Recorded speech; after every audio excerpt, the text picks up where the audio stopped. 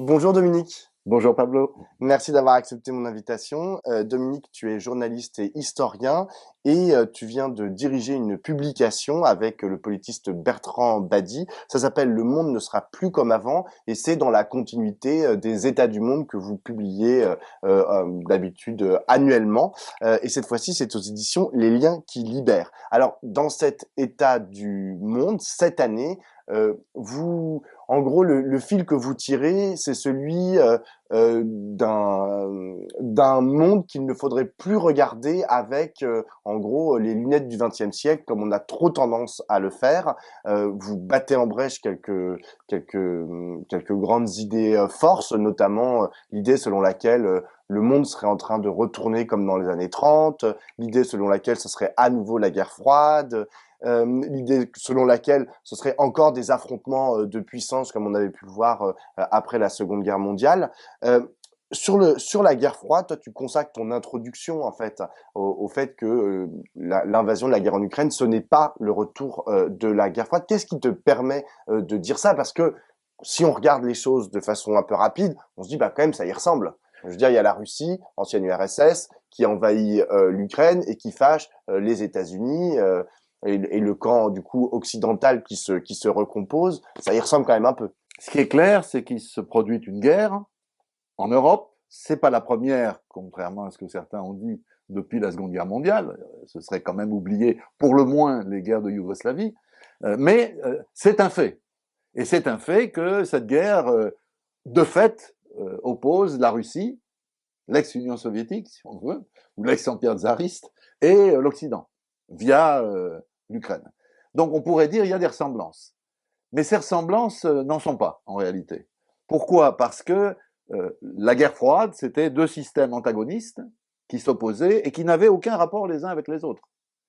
Là, nous avons un certain nombre d'impérialismes, l'impérialisme américain, l'impérialisme russe, l'impérialisme chinois, l'impérialisme iranien, l'impérialisme israélien, l'impérialisme saoudien, enfin les impérialismes internationaux et régionaux, qui s'opposent, mais dans un monde interdépendant. C'est pour ça que Badi a eu cette très bonne formule, je trouve, de dire c'est pas la dernière guerre froide, c'est la première guerre de la mondialisation. Et moi, je suis, comme tu sais, j'ai un passé de militant communiste, bon, qui est lointain, mais quand même j'ai lu à l'époque, et j'ai été très frappé en reprenant un texte important de Lénine de l'époque, qu'en fait, la situation d'aujourd'hui ressemble beaucoup à ce que Lénine décrivait au début du XXe siècle, c'est-à-dire un ensemble de contradictions inter-impérialistes. Ce qui, du coup, rend le campisme absurde, parce qu'il faudrait choisir les uns contre les autres. Alors, comme l'ennemi de mon ennemi est mon ami, alors je vais me retrouver, sous prétexte de lutter contre l'impérialisme américain, aux côtés de Bachar al-Assad, de Xi Jinping, du premier coréen. Vous voyez, ça n'a aucun sens. Nous sommes dans une réalité nouvelle, et au fond, pour rien vous cacher, le livre était pensé déjà avant l'invasion de l'Ukraine.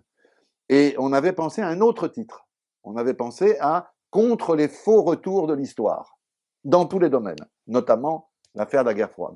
Et on a changé de titre parce que le titre nous a paru meilleur, le monde ne sera plus comme avant, mais c'est surtout parce que la guerre d'Ukraine a prouvé qu'on était vraiment dans un autre monde et qu'il fallait donc penser cet autre monde, pas avec des grilles de lecture obsolètes. Hier, pour tout avouer, je regardais BFM TV et ils ont interviewé un monsieur qui est le vice-président de la Douma et qui s'appelait Piotr Tolstoï. Et donc je me suis dit, tiens, je vais aller regarder ce que disait Tolstoï, mais l'autre, le Léon Tolstoï, sur la question de la guerre et de la paix, qui est quand même une question qu'il a quand même un peu traitée.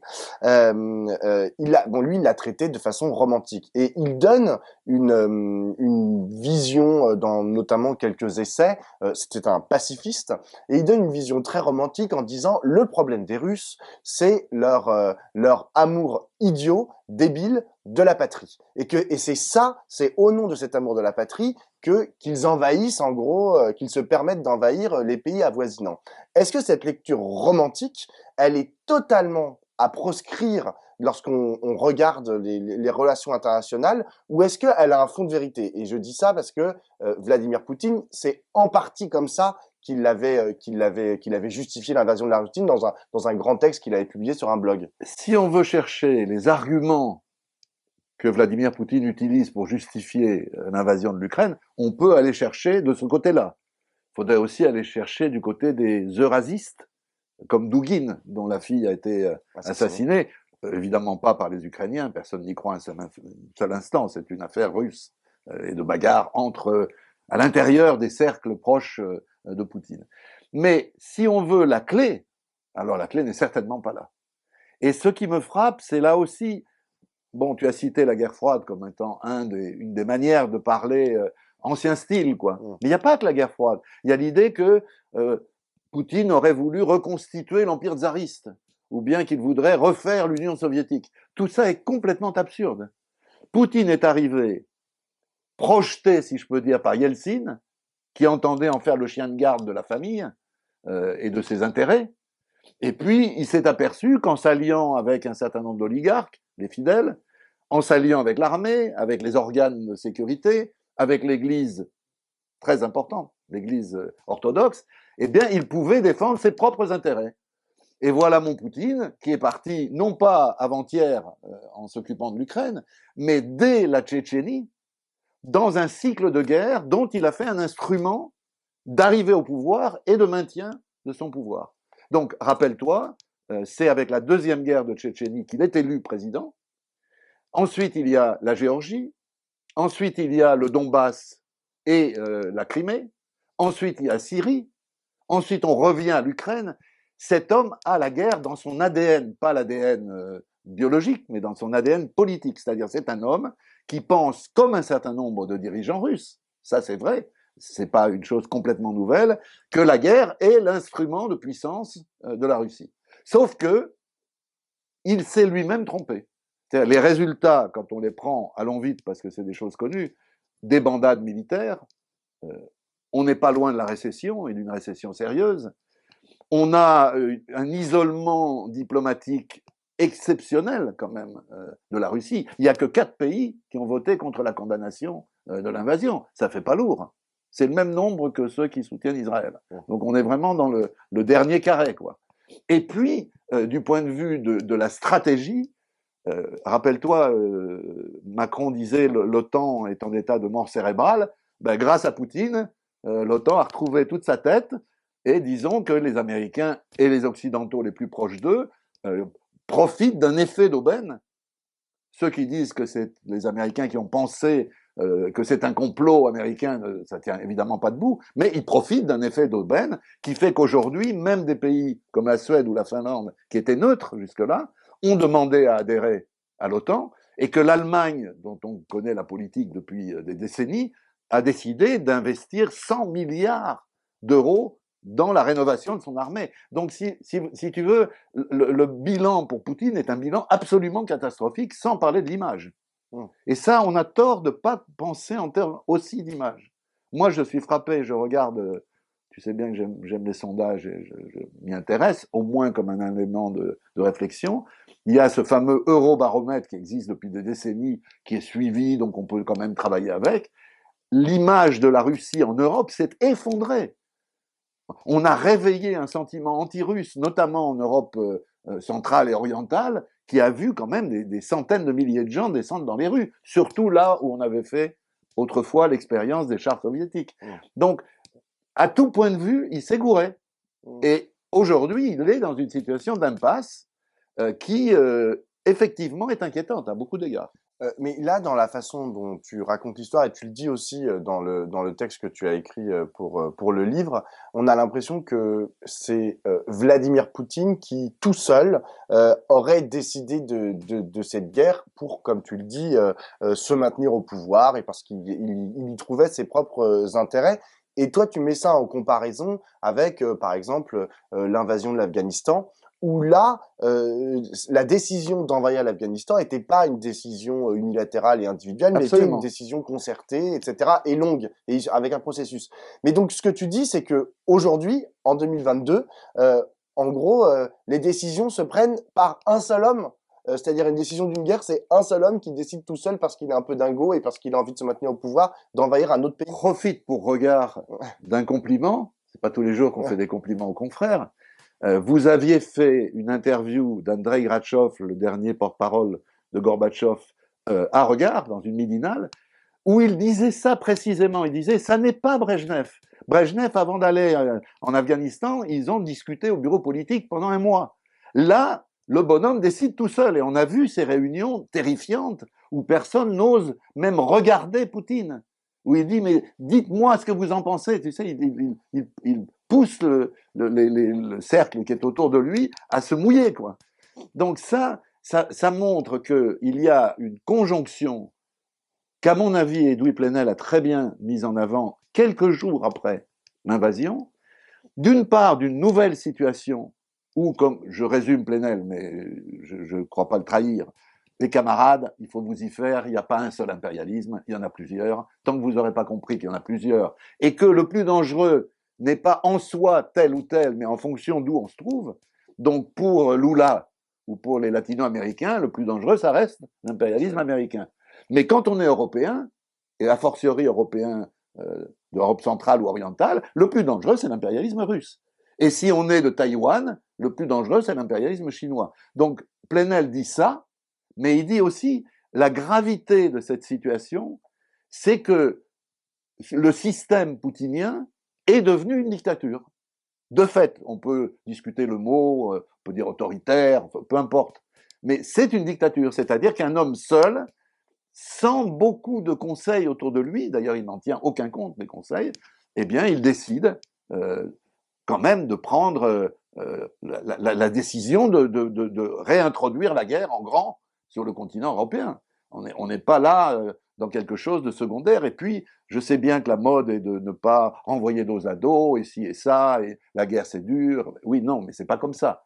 La commission d'enquête de l'ONU, qui a rendu un premier rapport le 23 septembre dernier, elle dit qu'il y a eu des milliers de crimes de guerre et de crimes contre l'humanité du côté russe et quelques-uns du côté ukrainien. Donc, ne renvoyons pas dos à dos. La responsabilité, elle est russe, pas seulement par les crimes commis, mais aussi par le fait que c'est Poutine qui a provoqué cette catastrophe.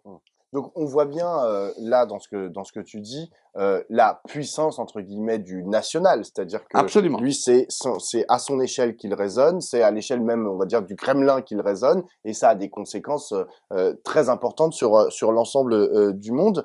Aujourd'hui on a un peu l'impression et c'est ça qui est que à la lecture du livre des différents textes qui m'a sauté, qui m'a frappé, c'est que ça soit sur les questions climatiques.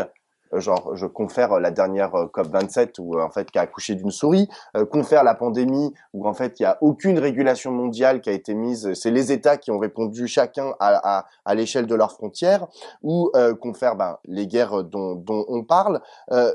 Tous les mécanismes de régulation mondiale, en gros, semblent en panne.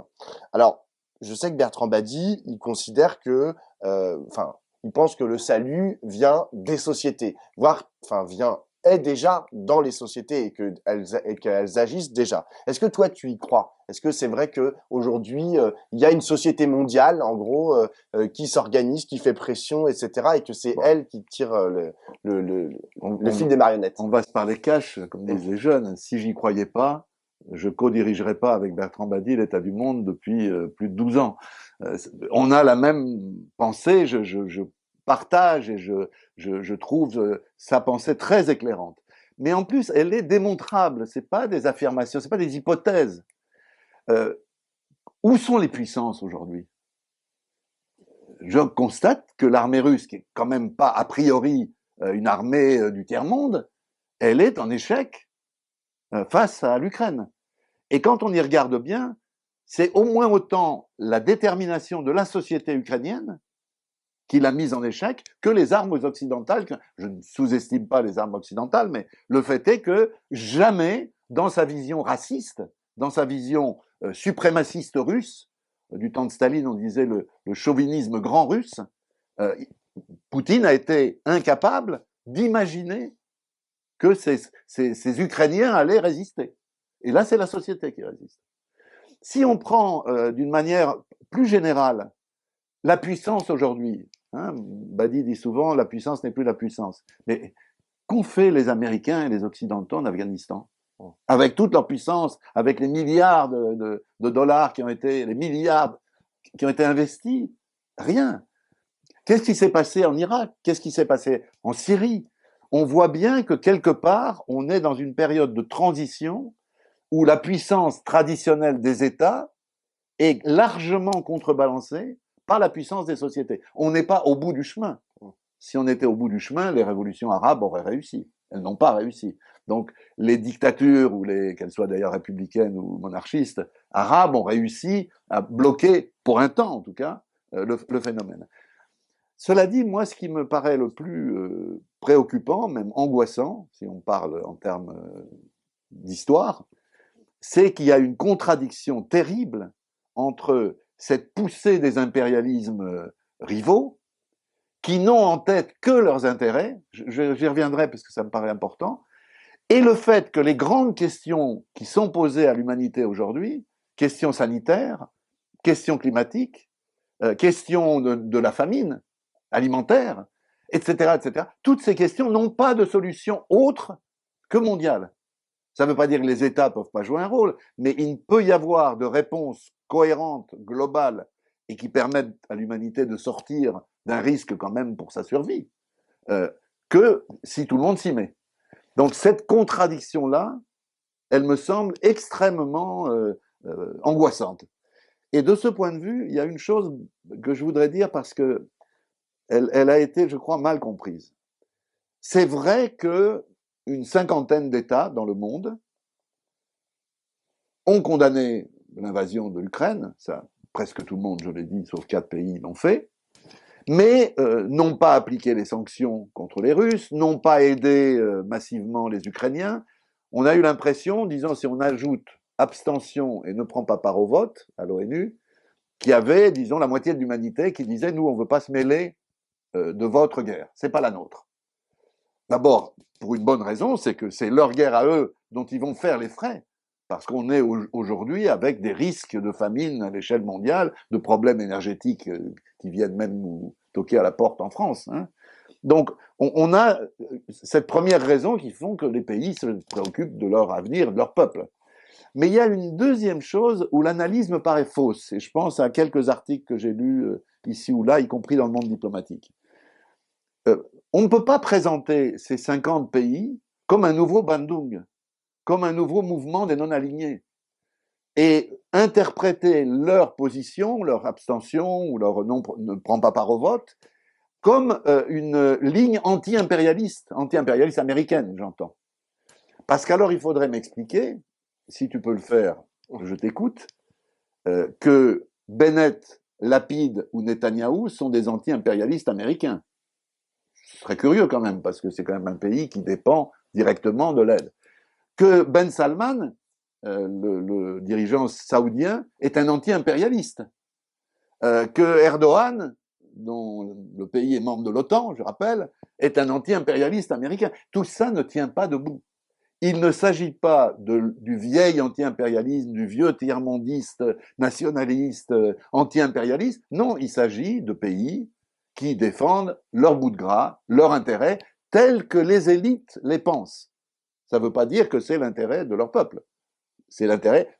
Si vous voulez, si on veut prendre cet exemple-là, pourquoi les Israéliens soutiennent Moscou? Simplement parce que Moscou les laisse bombarder quand ils veulent, comme ils veulent, les Iraniens en Syrie.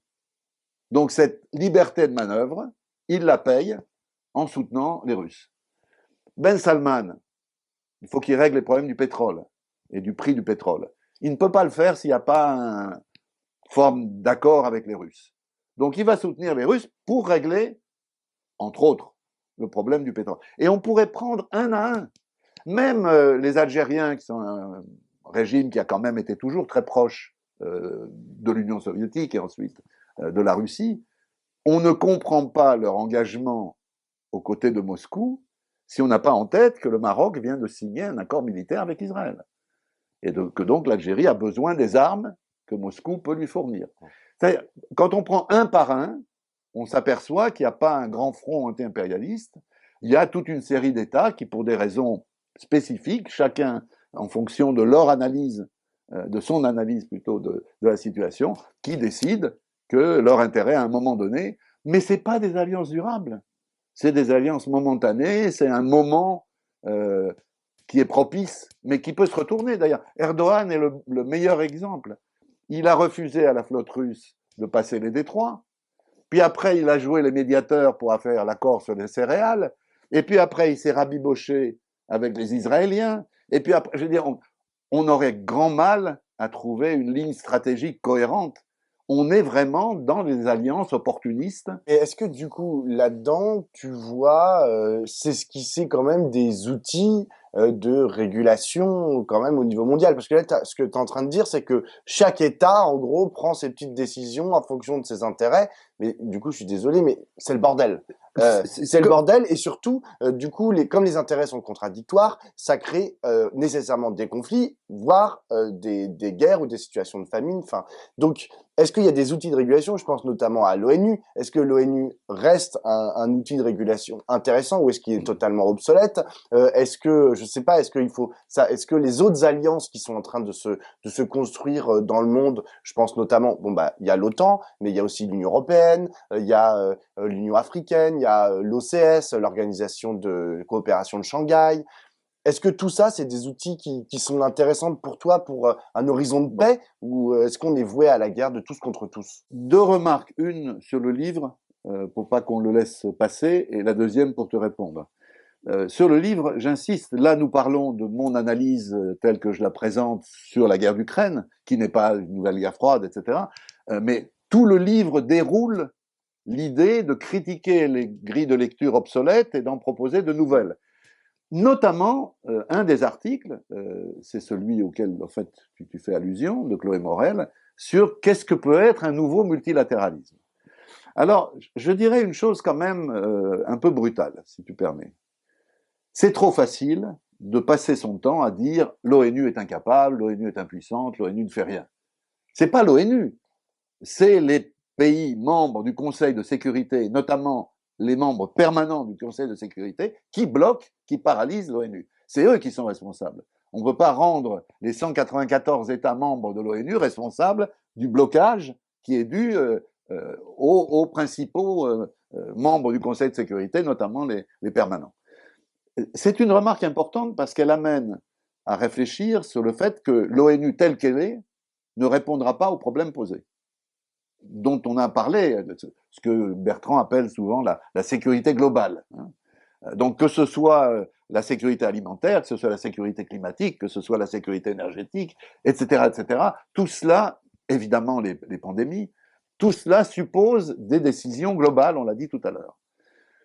Comment est-ce qu'on peut progresser? Moi, je suis frappé qu'il ne faut pas toujours chercher à inventer la Lune. C'est important de ne pas ressortir des recettes d'il y a un siècle ou 50 ans ou 30 ans. Ça fait 30 ans que la guerre froide est terminée. On ne peut pas continuer à vivre sur le petit trésor d'idées plus ou moins bonnes de cette période. Mais en même temps, on peut pas inventer la Lune. Kofi Annan, un des derniers grands secrétaires généraux de l'ONU, avait fait une proposition de réforme de l'ONU qui n'était pas complète. Enfin, elle l'était assez pour lui avoir valu sa place. Il a été mis à l'écart, notamment à cause de ça, par les Américains. Et son idée n'était pas de prendre de front les membres permanents du Conseil de sécurité, ce qui est sans espoir, parce qu'ils bloqueront tout projet de réforme qui remettrait en cause leurs privilèges issus de la Seconde Guerre mondiale. Donc on est là dans quelque chose qui est un pâte, comme on dit aux échecs. On ne peut pas gagner, quoi. Mais il avait dit, mais pourquoi on ne peut pas remplacer le droit de veto par d'autres formes de garantie pour les grandes puissances? Par exemple, décider que toute résolution impliquant le sort de l'humanité, disons, importante, elle doit être adoptée avec la majorité de la population du monde. C'est-à-dire, on ne discute plus du nombre d'États qui votent pour et qui votent contre, mais on discute du fait que ces États, votant pour, représentent, à travers leur population, la majorité de la population mondiale. C'est une bonne formule pour contourner la question du droit de veto. Ça avantage énormément l'Inde et la Chine. Oui, d'accord, mais le monde est tel qu'il est. C'est-à-dire que l'humanité, avec ses 9 milliards ou bientôt 10 milliards de membres, c'est comme ça. Il y a beaucoup de Chinois et il y a beaucoup d'Indiens. On ne va pas le nier. Donc, on peut faire des majorités qui soient à la fois des majorités qui tiennent compte des États, mais qui tiennent compte de la population. Deuxièmement, il y a déjà des choses, des méthodes qui existent pour que l'Assemblée générale se saisissent de questions qui sont bloquées au niveau du Conseil de sécurité. C'est une chose qui est peu connue, mais qui est intéressante. Ça s'appelle la procédure Hutchison, parce qu'elle date de la guerre de Corée. Quand une question est bloquée au Conseil de sécurité, l'Assemblée générale peut s'en saisir et prendre des décisions. On n'est pas encore au bout là, des potentialités d'une telle démarche, mais il y a une piste. Moi, je crois que globalement, une des choses les plus urgentes, c'est dans le monde tel qu'il est, avec ce qu'on a dit de ce bordel, comme tu dis, j'aime pas le mot, je trouve ça un peu grossier, mais enfin bon, on va accepter. Tu l'utilises. On va accepter pour le principe. Mais dans ce monde-là tel qu'il est, essayer de travailler sur des solutions qui permettent réellement une gestion mondiale, multilatérale, où chacun prenne sa part. Ça a l'air comme ça utopique. En réalité, ça fonctionne déjà sur beaucoup de domaines. Même la COP, bon, on voit les limites de la COP, mais enfin, l'existence de la COP, les pas qui ont déjà été franchis, notamment à la COP de Paris, c'est pas rien. Il faut voir le verre d'eau à moitié vide, mais aussi le verre d'eau à moitié plein. Les problèmes d'alimentation, jusqu'à la guerre d'Ukraine, qui a créé une situation extrêmement inquiétante, ils étaient quand même dans une perspective plutôt positive. On avait moins de personnes dans le monde qui mouraient de faim qu'autrefois. Donc, il ne faut pas avoir une vision ni complètement négative de l'ONU. De toute façon, il n'y a pas d'alternative. Il n'y a pas mieux en magasin. Si on me propose, si tu as une autre proposition que l'ONU, dis-le-moi. Mais pour l'instant, il n'y a que ça. Donc, il y a des aspects positifs dans cette histoire de l'ONU. Et on voit bien qu'il faut réformer profondément. C'est au fond ce que dit Chloé Morel. C'est encore un exemple de la nécessité non pas de ne pas s'intéresser à l'histoire. Dans les grilles de lecture obsolètes, il y a des choses intéressantes à étudier, comme historien notamment. Mais en même temps, on ne peut pas ne pas travailler à des solutions nouvelles. Au fond, on aurait pu faire un autre livre avec un autre titre qui s'appellerait Contre la paresse intellectuelle. Au fond, il y a dans la France d'aujourd'hui, et pas seulement la France malheureusement, beaucoup de paresseux qui se contentent de reprendre des choses qu'ils ont toujours dites. D'ailleurs, c'est peut-être pour ça qu'on voit toujours les mêmes têtes à la télévision, on entend les mêmes têtes à la radio, dans les journaux. On a l'impression qu'il y a des gens qui sont là depuis 3 siècles. L'autre jour, j'étais à BFM, j'ai croisé un monsieur. Quand j'étais enfant, il était déjà en train de faire des commentaires ou des interviews. Donc, il y a un moment, il faut quand même donner la possibilité à des jeunes, et quand je dis jeunes, je ne parle pas de moi, je parle de jeunes vraiment jeunes, d'arriver avec leurs propres réflexions, leurs propres solutions. Mais les jeunes peuvent être paresseux aussi. Hein. Oui, non. Enfin, je veux dire, et reprendre les vieilles grilles de lecture que leur ont donné leurs aînés. Je ne aînés. suis pas jeuniste, mais je constate, à travers la prépa La Chance, dont je suis un des protagonistes depuis près de 15 ans maintenant, combien les jeunes issus des milieux populaires, les jeunes issus de l'immigration, ont une détermination à travailler, à trouver, à chercher, à avancer, qui est qui pourrait donner des leçons à bien des jeunes issus de Sciences Po ou des écoles de commerce. J'ai une dernière question, Dominique. Le monde, enfin une partie du monde en tout cas, affronte une montée de ce qu'on appelle les populismes. Je pense notamment aux États-Unis, au Brésil et à une partie de l'Europe, France comprise. Alors même si par exemple aux États-Unis ou au Brésil ils ont réussi à être défaits dans les élections, ça ne veut pas dire qu'ils ont disparu, loin de là, ils se renforcent même chaque mois qui passe. Ça ressemble quand même un peu à ce qui s'est passé pour reprendre, dans les années 30. Dans les années 30, il y a aussi eu une vague de populisme dans plusieurs pays, notamment occidentaux. Est-ce que là, on a le droit de faire le parallèle ou pas du tout? Est-ce que c'est les mêmes formes? Est-ce que genre c'est totalement dissocié? Et la question sous-jacente, c'est sur quoi se construit le populisme d'aujourd'hui? Tu as tous les droits d'abord. L'idée qu'il serait interdit d'aller réfléchir sur les grilles de lecture antérieures est une idée bien sûr absurde. Personnellement, je n'interdis rien à personne. Au contraire, plus on réfléchit et mieux c'est. Deuxième remarque, il y a un débat sur le mot populisme. Je l'ai eu encore récemment dans une université populaire. Certains pensent qu'on peut utiliser le terme populisme, mais seulement pour le populisme de gauche. D'autres disent non, le populisme, c'est forcément le populisme de droite. D'autres disent, mais non, c'est l'extrême droite, il vaut mieux l'appeler comme ça, ou c'est le nationalisme. Je ne rentre pas dans le détail, il y a un vrai débat. Hein, c'est pas un débat seulement sémantique, il y a quelque chose de profond. Pour le reste, c'est comme l'ensemble des points qu'on a évoqués ou traités un tout petit peu dans notre échange. Bien sûr qu'il y a des choses qui incitent à faire des parallèles avec le passé. Dans les années 20 et 30 du XXe siècle, on a eu une poussée de mouvements, non pas populistes, mais en tout cas de mouvements fascistes, le fascisme italien, le nazisme, et d'autres, avec leurs collaborateurs dans beaucoup de pays quand même. Donc c'est vrai qu'il y a des points de référence. Mais quel point commun dans la situation?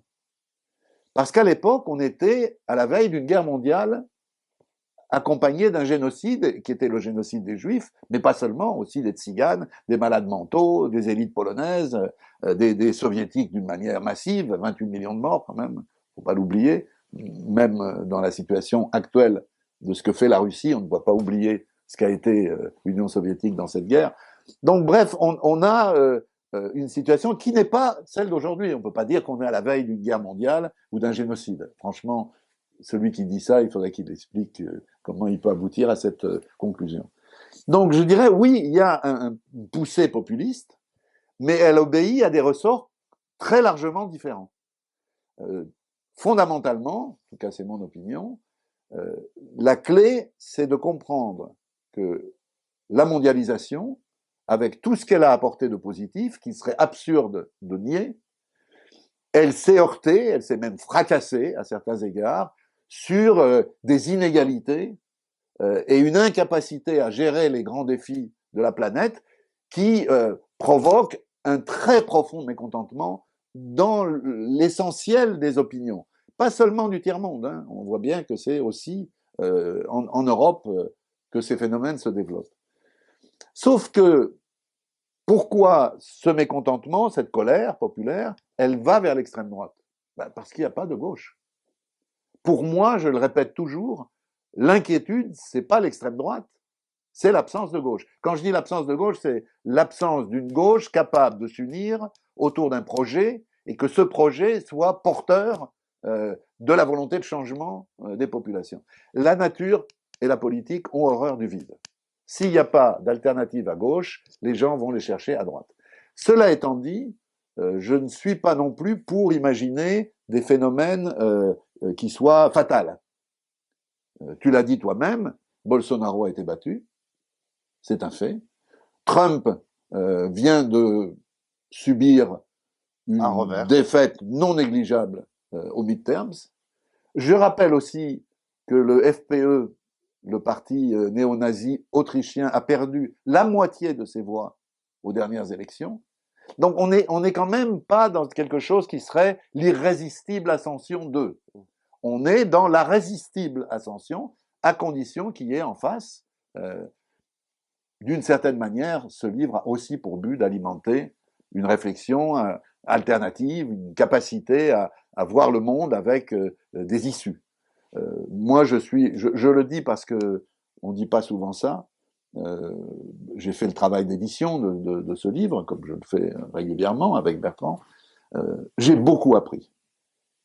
C'est rare, hein, quand on édite un livre, qu'on apprenne. J'ai beaucoup appris parce que chaque expert, chacun des 20 auteurs, a éclairé à la fois dans le négatif, c'est-à-dire l'obsolescence de grilles de lecture dépassées, et dans le positif, c'est-à-dire de nouvelles grilles de lecture possibles, à éclairer des chemins qui sont des chemins d'avenir. Donc, c'était fait pour ça et je suis content que ça permette d'enrichir la réflexion.